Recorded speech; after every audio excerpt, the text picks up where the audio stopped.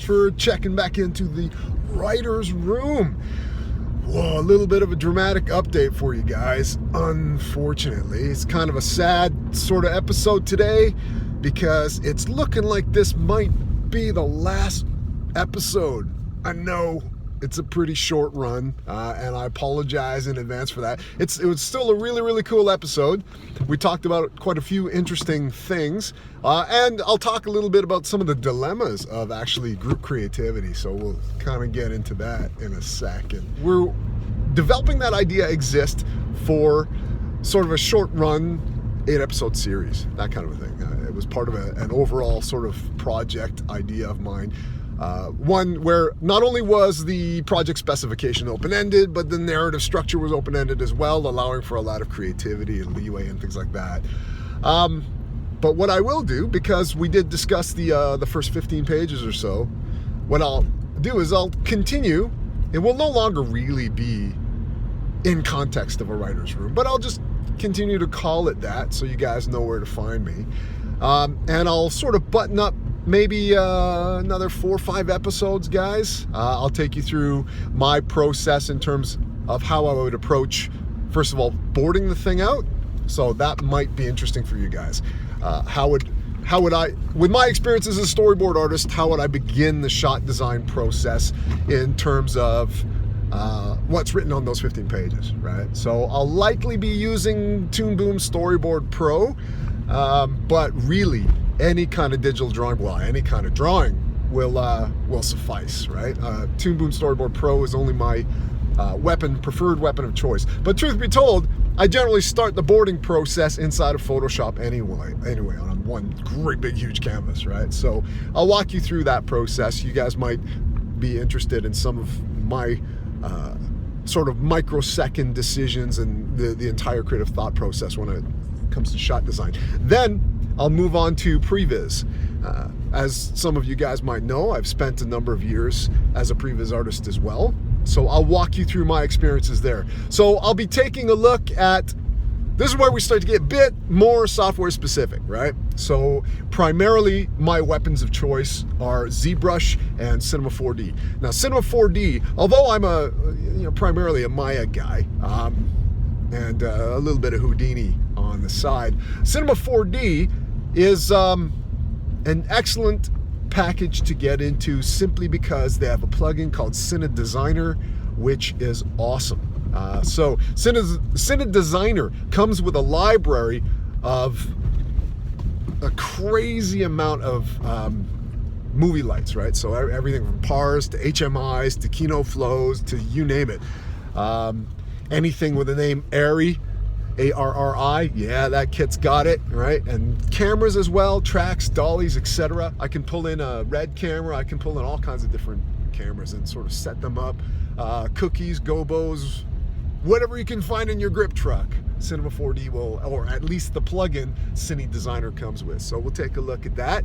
And then we'll move over into sort of the 3D animatic previs phase. One of the things that I love about previs is when I started my career, actually, I was one of the pioneers at Electronic Arts. They didn't really do previs back in the day. So I was one of the first people to do pre-visualization, and this was why we were developing a few different new IP. The one that we eventually sold from our own sort of central creative team was EA Skate, and so I did previs for that as well. So some interesting stories there. It's been wonderful to see the whole pre-visualization field evolve and become a thing, like a big thing. And so we're going to take a look at how do you take your 2D shot visualizations and translate them to 3D shot visualizations. This might be helpful for you directors as well in terms of how do you communicate with your visual effects guys, especially if you guys aren't totally 3D or CG literate. This might be a good little primer for you guys. So that's sort of the road ahead. Don't be intimidated by the 3D software stuff. This isn't sort of a CG tutorial. It is a tutorial for writers and creatives, so I'll just strip it back to the bare bones. I won't use any technical gobbledygook. I promise I won't bring up bidirectional subsurface reflectance distribution function ever again, other than for just now, right? So all the scientific and technological terms will be left out of it, right? And then we'll dive into the purely creative side. Okay, so having said all of that, please check out the following episode. We have some very, very cool discussions, and I think you'll find them quite revelatory. Okay, and we will talk to you at the end of the episode. Cheers. All right, so let's take a look at kind of where we left off, just because it's good to sort of take a look at the process afterward, right? So yeah, I had a couple of story meetings and sessions with a few groups on the side, and I've made little sort of addendum videos afterwards where I'm in the car and I'm trying to capture everything we talked about. So I'll post those up. There's 2 of them, but some very, very interesting ideas kind of came out. So the first session was really interesting because we talked about the symbols on the door, right? So you guys remember the opening of this, right? Where in Exist, where we opened in the bedroom with the little girl, right? Yeah. So there were a couple of issues story issues that I kind of wanted to address, right? Let's pop up to the top. Okay, so one of the big things for me, and this borrows from sort of Dan Brown and his the novelist for Da Vinci's the Da Vinci Code. Is that what it's called? The Da Vinci Code? I think so, yeah. Or Da Vinci's Angels and Demons, yeah, and the Da Vinci Code. So, his philosophy in terms of storytelling, he generally tends to make sure there are 3 C's in his project, right? A clock, a crucible, and a contract. And I talked briefly about the contract when I walked you guys through the spreadsheet. Just as a reminder, the contract is what you promise the audience you're going to tell them, right? So, in a lot of dramatic circles in the UK, it's referred to as the obligatory scene. Blake Snyder calls it the promise of the premise. Basically, it's like, if you're going to tell a story about superheroes, there has to be a big city-destroying fight in there somewhere, right? That's the obligatory scene. You can't get around it. You have to put that in, right? And there are arguments about, there are arguments about the obligatory scene, definitely. There are some schools of thought that say you don't really need it. But I would argue, I want to put it in, right? And when I come up with a concept, it's because I want to create the obligatory scene. So that's fine. We've got our obligatory scene. At some point, we're going to have military guys, automatic weapons, taking out ghosts. It's just going to happen, right? It's a whole ethos behind why I want to do a project like this. So that's not a big deal. I'm just catching the guys up on what we talked about. Okay. Right? So the other 2 important things that aren't so strongly echoed in the beginning, but that's okay. It's a first draft. So the 2 is the clock. The clock is just some sort of, it doesn't have to be a timer. Now that I'm saying this out loud, I hate using the word clock because immediately you're stuck thinking about a timer. It doesn't have to be a timer. It's an impetus as to why the characters need to act now, right?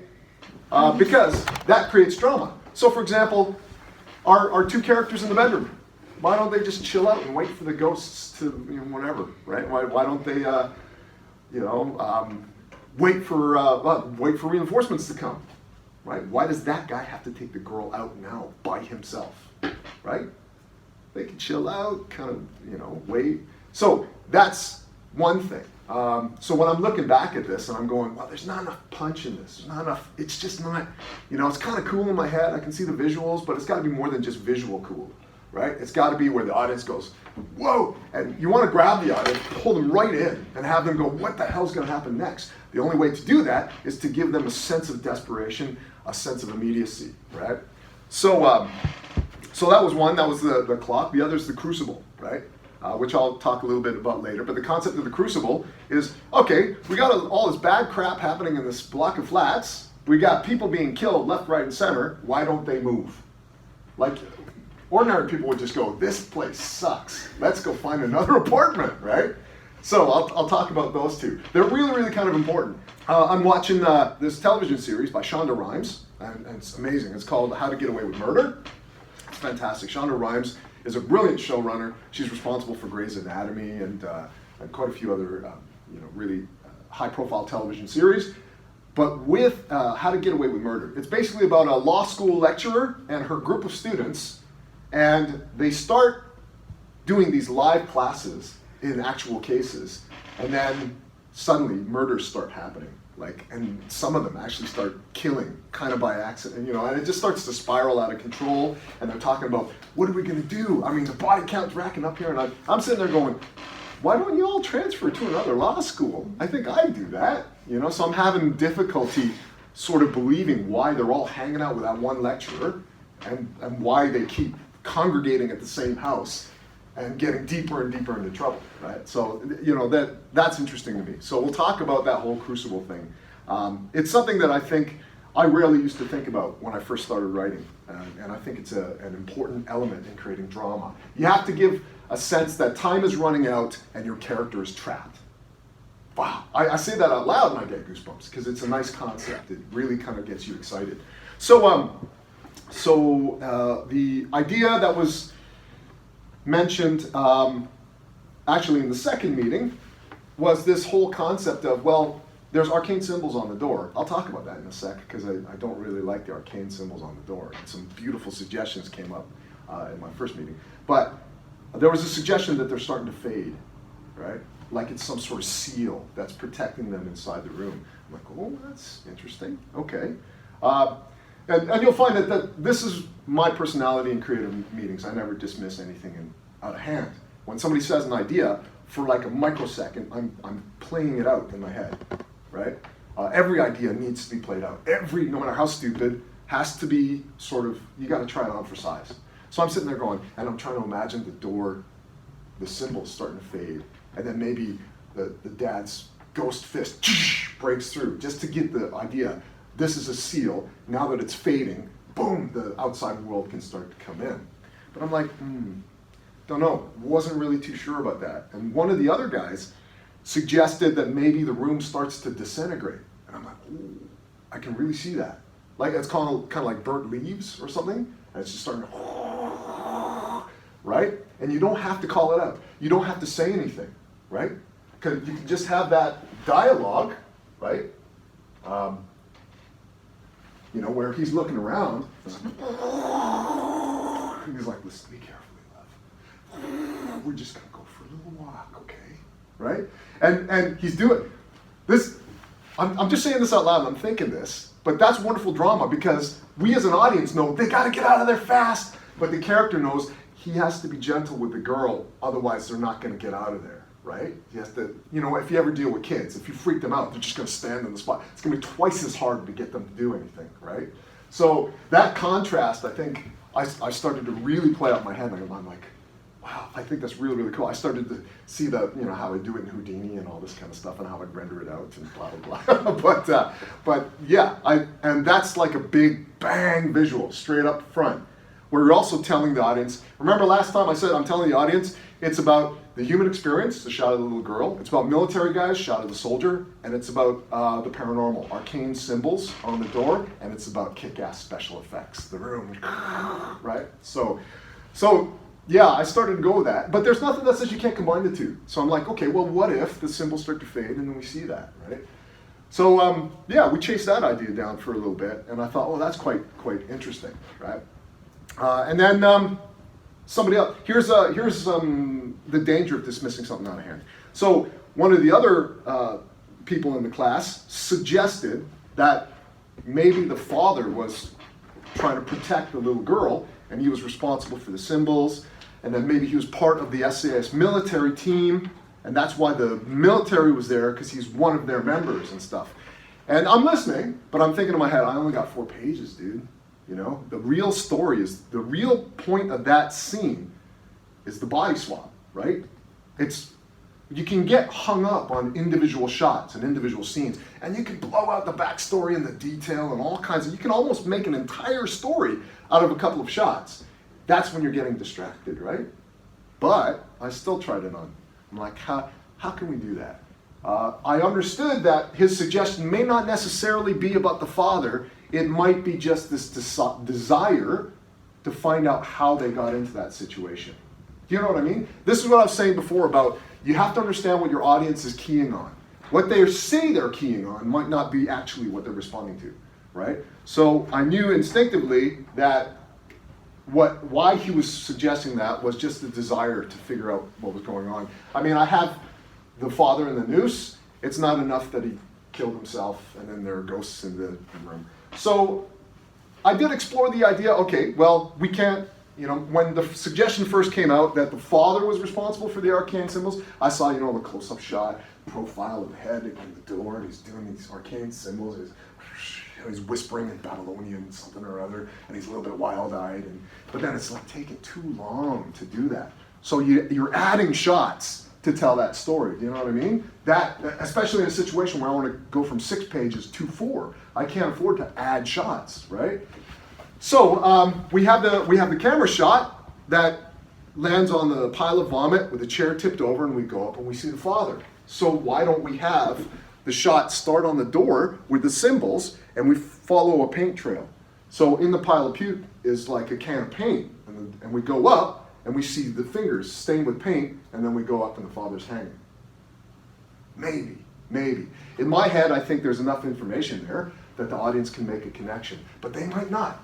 So this is a great unknown as writers, right? Especially when you're trying to play with visuals and real subtle storytelling. Your audience could entirely miss it.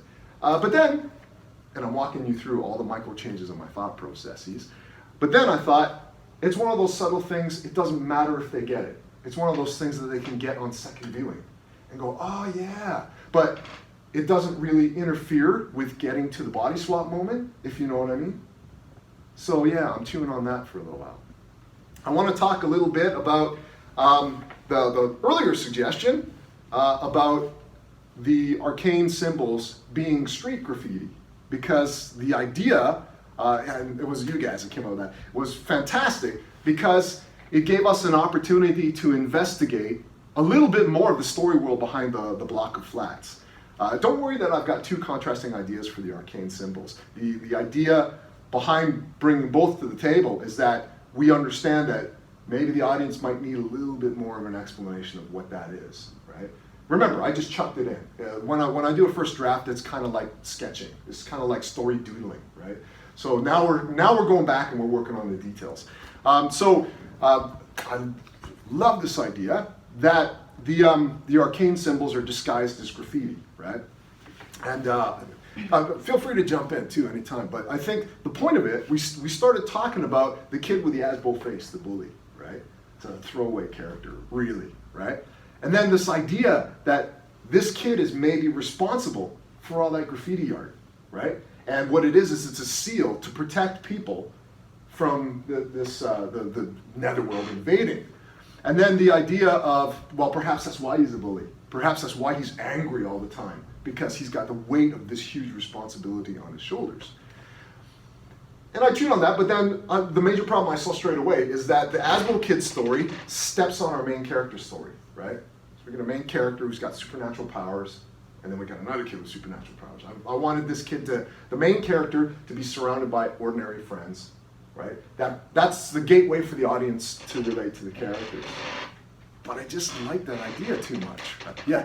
The thing is, and the way that I saw that is that they don't really have supernatural powers. Like they're fully human. Yeah. But they just have this ability to see the other world. Yeah, they're sensitive to it. They're sensitive to it. Yeah. Yeah. So they're not actually supernatural. They just have this kind of enhanced ability.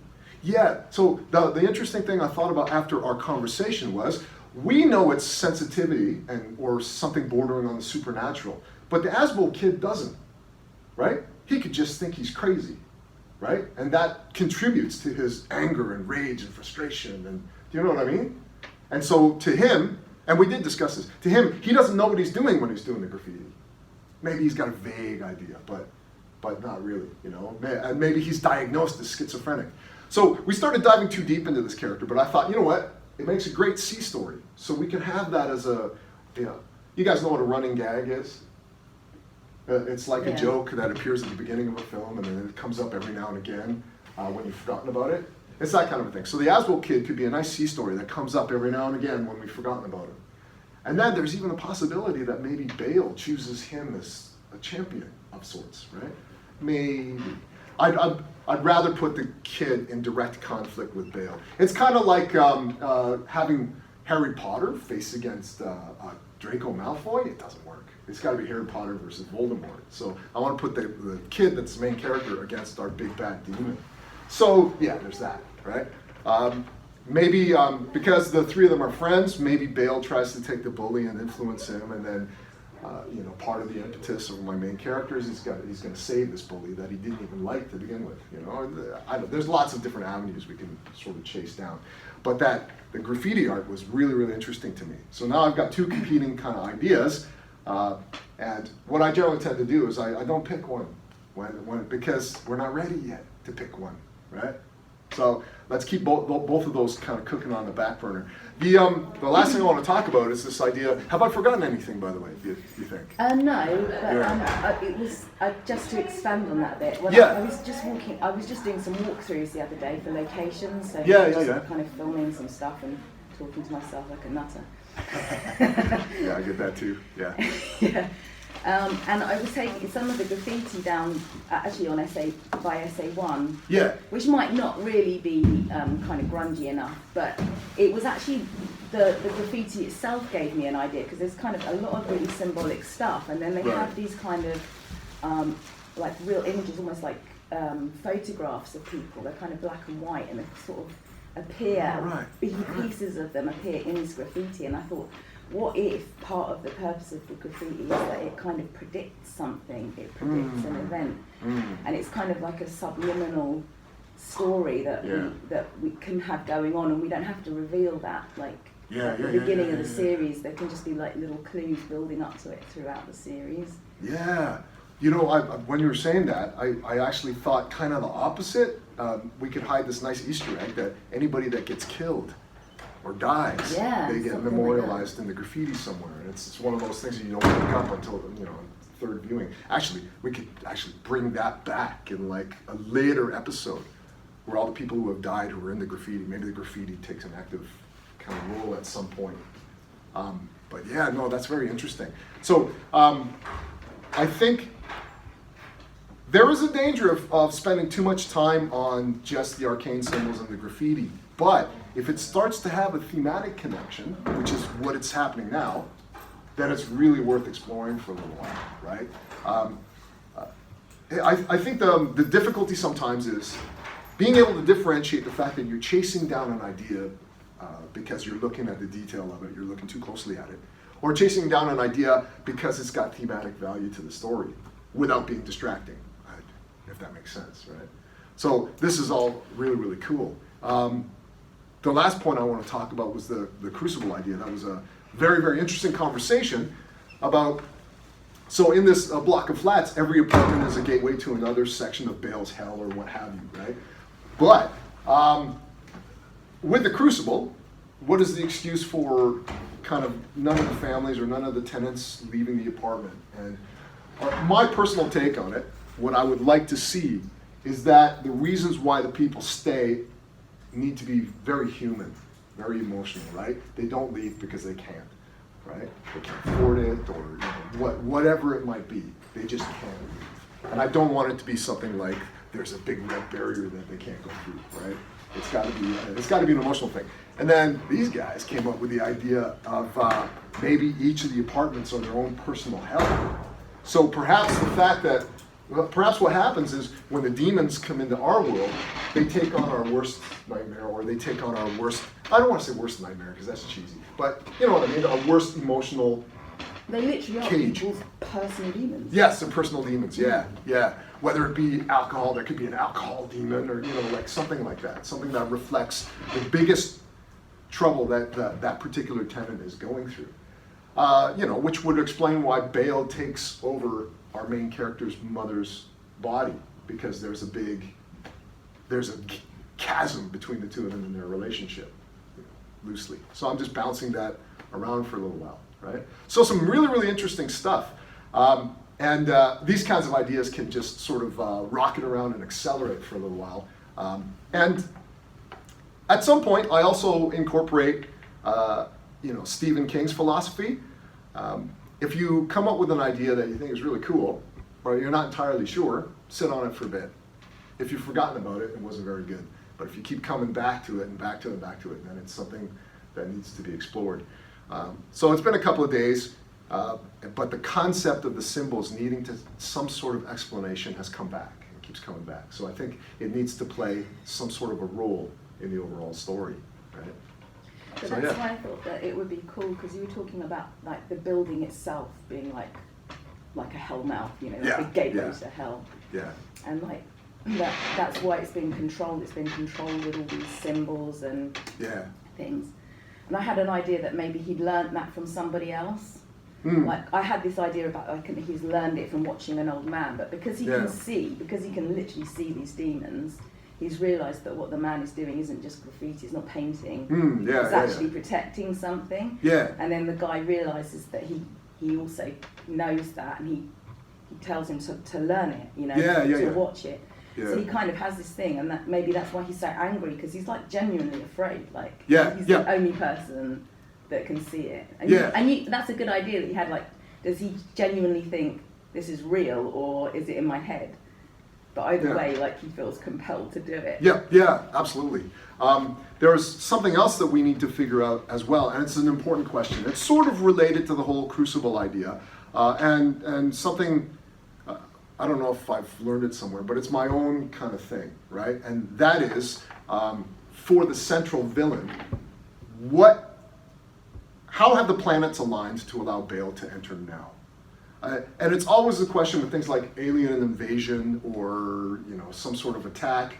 Were the aliens bored and they decided, okay, let's go attack Earth today, right? There has to be some reason or opportunity. So I sort of hinted at it, because as I was sketching it, I tried to kind of give the idea that Bale has constantly been trying to punch into our world, and then he just figured out how to do it through a little girl. The whole backstory in my head is that he's tried brute force, he's tried through big bodybuilder guys, he's tried to just force his way in, and then one day he just slipped into the head of this little girl, and it was just easy. It's like going into our planet or into our reality through the back door. So that's why he's surprised when he realizes he's made it in, right? That's the kind of general idea. But I need a really strong reason why it's starting now. Why does it happen now? So in my mind, instinctively, I think it's tied to the graffiti. I think maybe, because what I love to do is I love humans in stories to be the catalyst of their own jeopardy, right? Because for me, it's just fun to write. It makes a bit of a statement. So I want to figure out, how did my characters create the perfect situation for Bale to do it now, right? So whether it's perhaps the Asbo kids started doing the graffiti, a few days prior to the launch of the story, maybe, right? So I don't know, that's something worth sort of mulling over, right? Any thoughts, comments on that?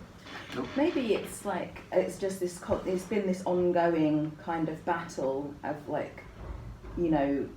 evil, if you like, trying to take over people, and maybe it's starting to win the battle. Maybe these people aren't facing their demons, and maybe they realise that, and maybe like the battle is really for people to confront these demons. And I like that, because Ghostbusters 2 did something similar, but not to my satisfaction. They were trying to say that the negativity of New York was feeding the ooze, and I didn't like that. I thought it was ham-fisted in terms of, sorry to criticize Harold Ramis and Dan Aykroyd, but I think there's something there. I think there's something there that perhaps the tragedies in the apartments are getting worse, and they're somehow feeding that dark matter, whatever it is, right?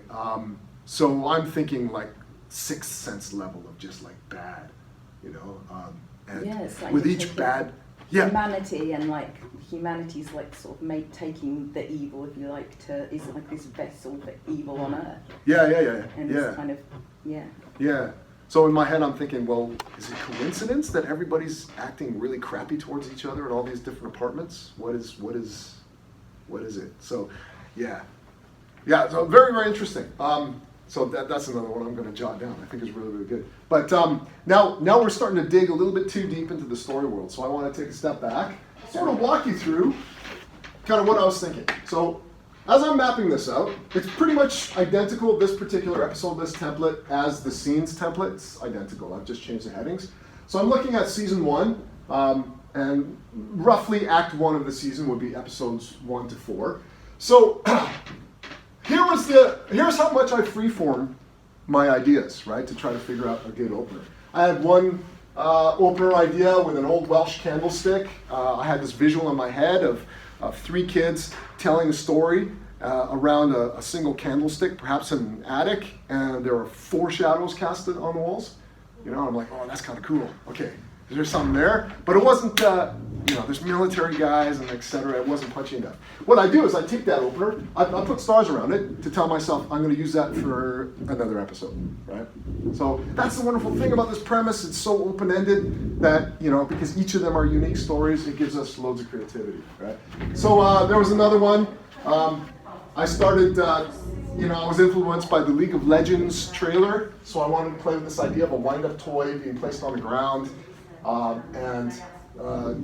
it's a timer for a bomb, and I wrote it down. I keep everything, by the way, just in case I want to come back and look at it. And I was just like, nah, it's way too comic book, and it's also ripped off, so I just sort of left it, right? But I knew that I wanted sort of some sort of rescue in the beginning, and I knew that I wanted to show that Bale escapes America and goes to England. Originally, I was thinking of the first opener 4 pages to be set in America, just because it makes it very comfortable for me to write, and then I can slowly transition to sort of, a UK voice. But I just said, screw it, just dive into it, set it in the UK, and I'll just struggle through trying to learn the dialect. I made a note in the first episode. Bale hides inside the little girl and then escapes through the mother character. I was thinking about what is the expectation that's subverted in this episode. So that was a bit of a problem. The big problem, Mark, I originally wrote Mark has the demon Bale, using him as a host. But instead, I decided to put the mother inside him, which actually, ironically, was initially the dad. But I thought if I made it the mother, it would be a lot more interesting in terms of the conflict. So how does he solve it? I need to figure that out, right? So just initially in the beginning. So here's what I mean about sketching an idea. So he solves it by finally overcoming his core wound and saving his mother. There's nothing specific about that, but that's essentially what I wanted the story to lead to, right? So that's fine. I just jot that in. It makes it easier when you can see it up there, right? So here's where I start to kind of break out the episodes. So I told you briefly last time we met about this idea of a corridor, like a trapped corridor and some demons are running loose in the corridor and a kid gets lost in it. That's sort of the rough idea. See, a child gets lost in the corridor and it's up to SEAL Team Zero to extract the kid. Right? That was sort of the idea. I've since gone off of it. It's, again, far too comic book. So that's really kind of open, right? So what I generally tend to do when I map out what's going to happen in the first episode, I start to ask myself the same questions about intention, obstacle, and conflict, but just in terms of the whole episode. So what is the primary conflict of that episode, right? And then I ask questions. How is Mark going to expel the demon in his head, or in this case, his mother? How's Mark going to reconcile with her? What is the promise? There's somewhere in the season, there's going to be one big mother-son battle with Bale. That's the obligatory scene. It's got to be there, and it'll just be awesome. I can see various different ways of doing it, and it would be like super awesome. I don't like this whole power of love will defeat evil sort of thing. I like to see like a rough and messy kind of, we do love each other, and because we're working together, we kill this demon. I just want it to be a little bit more honest, I think, right? This power of love business, I think, makes it a little too easy. So power of love, okay, fine. Now I've got just a rocket launcher to shoot at my problem, right? I think the power of love has to be worked at. It's got to be really, really hard to do and then it'll defeat evil, right? So that's kind of the general idea. And then on to sort of episode 2, episode 3, right? So here, I'm trying to figure out the overall story of the season in this column. So it'll help me, as I come up with these individual episodes, it'll help me think about, well, how does it slot into the overall arc of the season, right? So we need to state the theme, and we also need to talk about, I've put here, what is the primal question that needs to be answered in this particular episode? How powerful is unrequited love? Maybe the second episode's a good opportunity to explore that a bit, right? So the big surprise in the first episode, mom's trapped in my head. Second episode kind of has to be about how do we deal with it, right? And there's going to be lots of negativity, lots of arguing, right?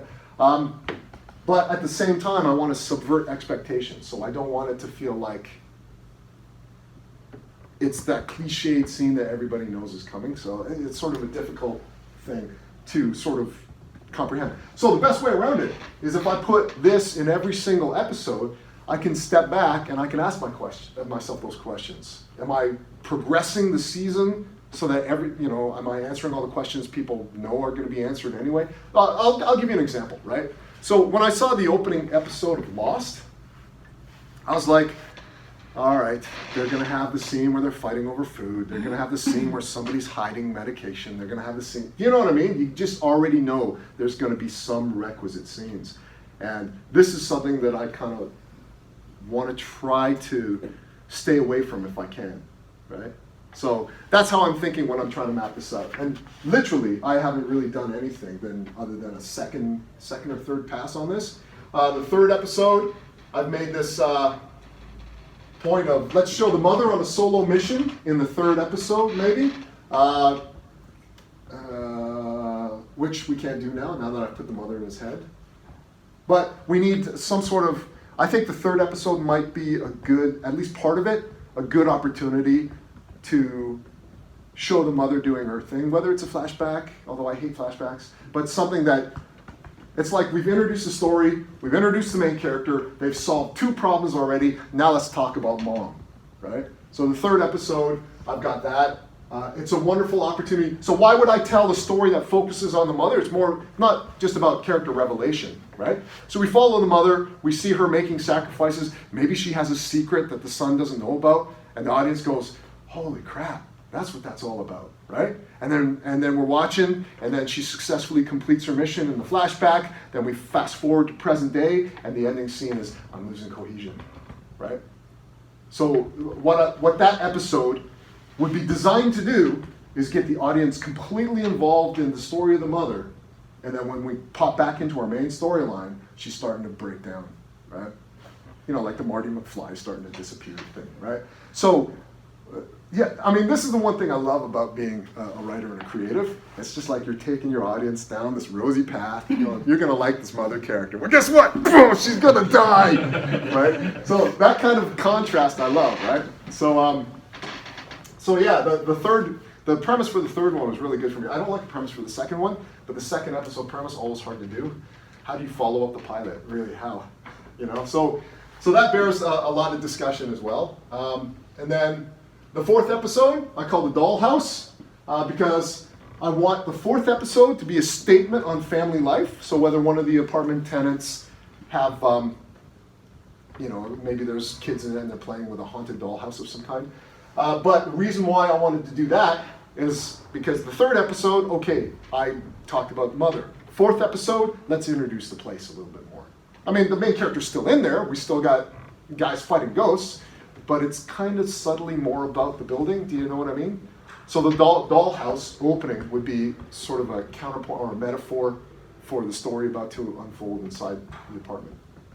I don't know what that's going to be, but I do know at some point I have to explain why this building, what's going on really, right? Because we know in our heads, because we're coming up with the idea, but remember what the audience has seen so far. We haven't explicitly said it's only this apartment complex that's going through this. So at some point we have to tell that to our audience. Not literally, but show them, something that indicates nobody else is going through this, right? So 5 I just chuck down just single sentences, because again, I'm just sketching, right? So it's Shattered Glass would be the title of the episode. A malignant spirit that travels from glass shard to glass shard. I thought would be really, really cool. Again, no story, just a pure visual of like my main SAS guy, Key. There's some shattered glass all over the floor, spirit coming out, hitting him here, and he's going to fight, and then comes up from another piece of shattered glass, gets him from behind. So I'm like, oh yeah, I want to do that, right?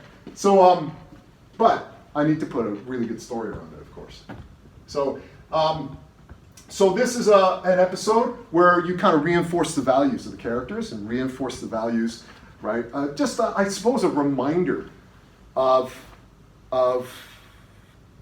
just their belief systems and things like that, what they hold dear, because we're going to smash it, later on in the season. So what they think is their, you have a set of steadfast beliefs. We're gonna reinforce that, because it's always more emotionally impactful when you break a belief system if you've really reinforced it first, right? So that's kind of the idea, right? Okay, so episode 6, Bale tests the waters for his escape. That's obviously out now because I've put the mother inside Mark's head. That's it. I've skipped a couple of episodes and said, okay, round about episode 10, I want to create something like a family ties thing, but it's going to be one of the biggest cliffhangers. And it says here, Bale escapes into the body of Mark's father. That's not, now with the evolution of the story, what's going to happen is that, I gotta go back a bit because I've moved that towards the end. But the big surprise ending is that the mother and the son think they've defeated Bale, but for some reason she can't return to her body. I don't know what that is yet, but she can't go back, and that'll be the big surprise. She'll be like, I thought I could go back, I can't go back. And guess what? Bale's in here with you, with me, right? So that's kind of what I want to sort of set up, and that's more of a final episode-ish kind of thing. But you can see how I was thinking earlier on, right? I wanted some moment where Bale gets the advantage. The rest of this were notes from the evolution of the idea long before the main character was a male. Originally the main character was going to be a female girl named Chantel, but I abandoned that because I wanted something that was more about that sort of father-son or mother-son relationship. Right? So yeah, that's it.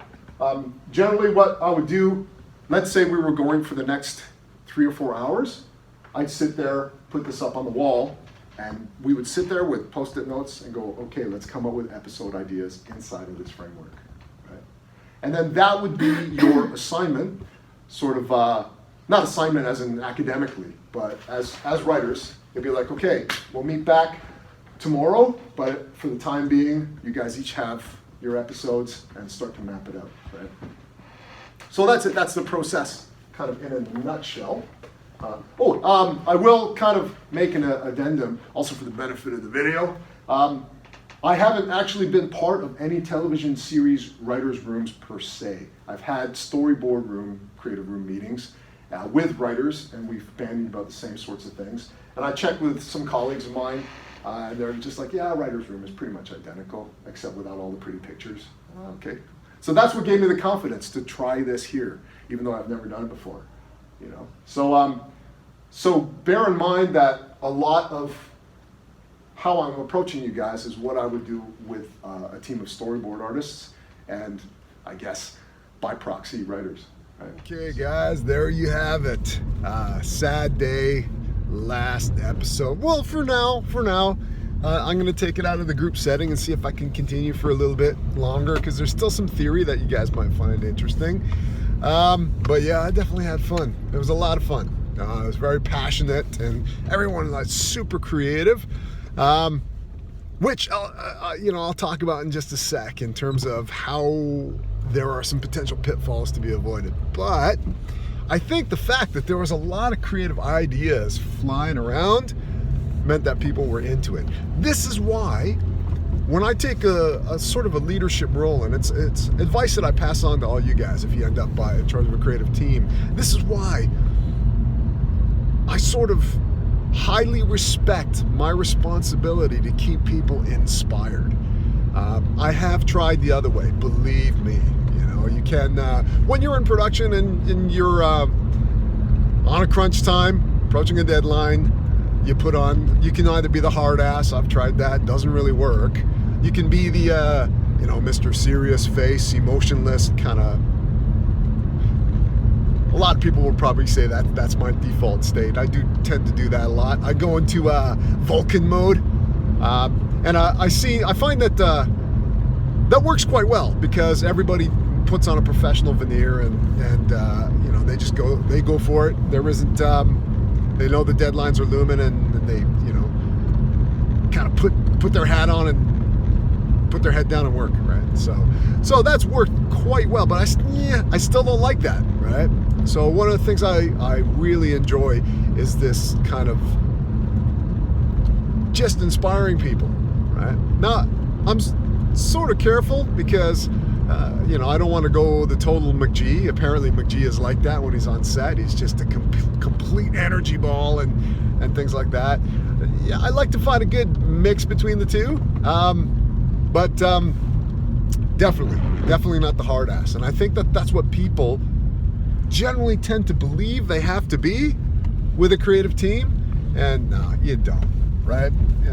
Not only do you end up having your crew resent you, you're not really getting the best out of them. And the way you get the best out of people is not only just inspiring them, but also giving them a piece of the action, right? Being open to their ideas and have them chase it down. There are several moments where some ideas were bandied about for episodes where I would just simply go, yeah, sounds good, go for it. Blow it out. Show me what you got in mind. And people really, really appreciate that. Now, we got to talk about the incentive of a paycheck because that's always there. Granted, there's a different... Is it different? No, it's just sort of... your mind gets slightly more disciplined when there's a paycheck involved. So even if you end up with a team member not entirely agreeing with you on one creative aspect or another, they will execute it to the best of their ability because there's a paycheck involved. So there is that. But I prefer working with people as if their jobs weren't on the line. You know what I mean? Right? So I'd rather just bring the best out of people and capture that idea that you're just a ragtag group of people trying to create some magic, right? And that's really hard to do. So let me talk about the danger of the ideas flying around in the room. It can get to the point where you feel like you're herding cats. And that's sort of a dangerous place to be because the thread of your ideas can start to unravel and your story becomes directionless. So you have to be sort of careful about that. One of the things that I do in sort of creative meetings is try to steer it back so that the energies involved with debating ideas and comparing the validity of one approach over another, that energy is saved for the really big, really important story questions, right? And as you can see in portions of the video, it's quite easy to get bogged down into particular areas and argue them until the cows come home. So I think essentially that's sort of one of the roles of a team lead or a creative lead or a showrunner or anybody who's or an EP, anybody who's trying to sort of drive that ship, is to make sure that energy is still stoked, those ideas are still free flowing, but at some point it's being funneled toward the larger problems, right? The herding of the cats, it can be quite crazy, especially when you've got very creative people, very strong-minded people with really good opinions, and I think the trouble comes when you've got two very creative approaches, both work, they both have equal validity, and you're trying to argue in favor of one or the other.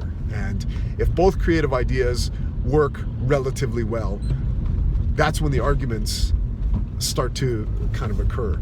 If you can reason, if you have two sort of different ideas, but you can reason why one does not quite work, either narratively or metaphorically or what have you, or rhythm pacing wise, and you can justify it, it's a relatively simple conversation. But again, if you got two really, really strong ideas, very, very, very hard to A, make a decision on which one to put in, and B, kind of try to justify why your particular idea might be more suited to this situation. This is the danger I said in an earlier episode about intellectualization, because in your head, well, if you've got 3 or 4 people with really strong ideas, in your guys' heads, you're going to be playing completely different movies based on the one voiced idea, right? So you have to be very, very careful. In your head, it may seem to work, but then once you get it in an edit timeline, well, once you get it down on paper even, before that, it may not come out like you thought it would. It might not come out as you saw it playing out in your head. So this is one of the reasons why I'm a firm believer of don't talk it up, mock it up, right? There's a point where the discussions have to cease, and you've got to see something concrete. Otherwise, you're on that intellectual seesaw going back and forth.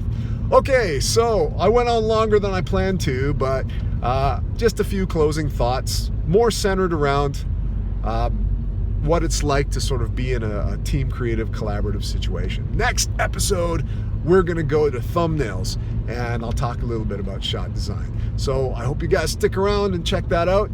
And hopefully at some future point, I can resurrect this whole series and we can have at it again.